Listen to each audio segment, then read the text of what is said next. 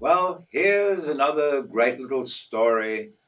It's called Gone Fishing. It's about the time when Arthur asked me if I'd like to go fishing with him. Now, Arthur's property was a really, really top-class property. His boundary line ran all the way down to the lake. So after work, it was no problem at all to go swimming. And sometimes we went water skiing. Anyway, now we're going fishing. "You want to go fishing tonight, Yorky?" said Arthur on our way home from the paddock one evening.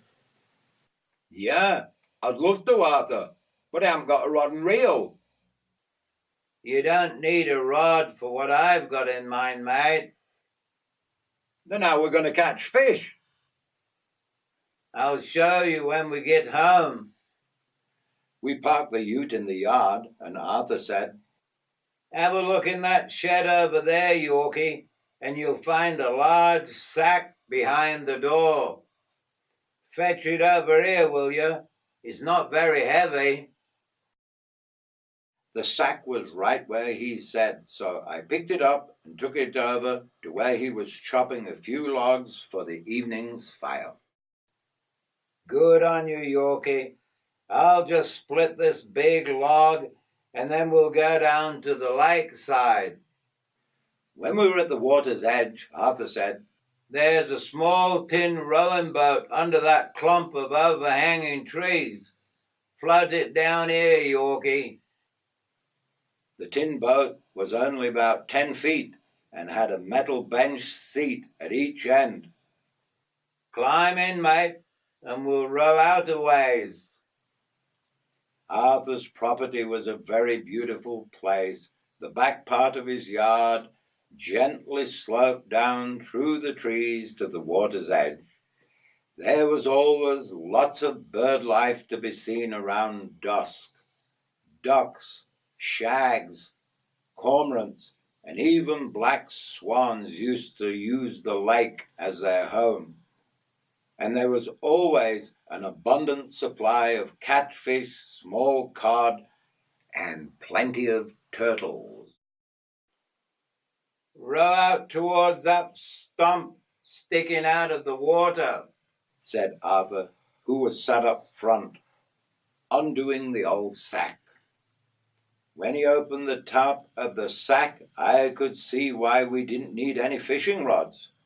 Arthur was very carefully pulling out a few handfuls of gill-net and getting it ready to tie onto the long, grey, dead tree stump, which was about another 20 yards away. When I maneuvered the boat into position, Arthur said, "Good on you, Yorky. I'll tie the rope onto the stump here, and you row very slowly towards that dead tree sticking out of the water over there." "No worries. Here we go, Arthur." As I rowed at a slow pace, Arthur let out the handfuls of the gill-net, shaking it as he went. It took a while to let the net fully out, which was about 50 feet long, but eventually we had it tied off to a dead, sun-dried, silvery tree. "That's it, Yorky. We should at least get a couple of tasty catfish out of it." "How long will it take to catch a fish?" We'll check it out in the morning, mate. It'll give it a chance to fill up." The following morning, Arthur and I were up a half hour earlier so we could check the net. "Row us out, Yorky. Let's see how well we done, mate," he said as we got into the tin tub, which had been left tied to a stump at the bank. It was a beautiful morning to be out on the lake. The shags and the cormorants were already diving for their breakfast, and the birds were singing and tweeting in the trees around the lakeside. A kookaburra was having a good old laugh to himself as we rode over to the dead log. "All right, Yorky, that'll do, mate. I'll lift the net from here and sort of pull the boat along as we go. You try to make sure we don't drift over the top of the net so we don't catch it on the boat." Arthur very carefully lifted the net out of the water in sections. It wasn't long before a good-sized catfish appeared out of the water. "Shit, Arthur, how are you going to get him out of the net? It's all tangled up." "Yeah, that's one of the downsides of using nets. Once I find where he got into it, I'll soon have him out." It took Arthur about 5 minutes to untangle the net, and the catfish hit the bottom of the boat with a good thump and then proceeded to flop around for a while.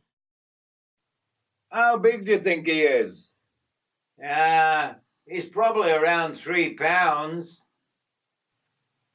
I could see why they were called catfish when I saw the long whiskers that stuck out from his face.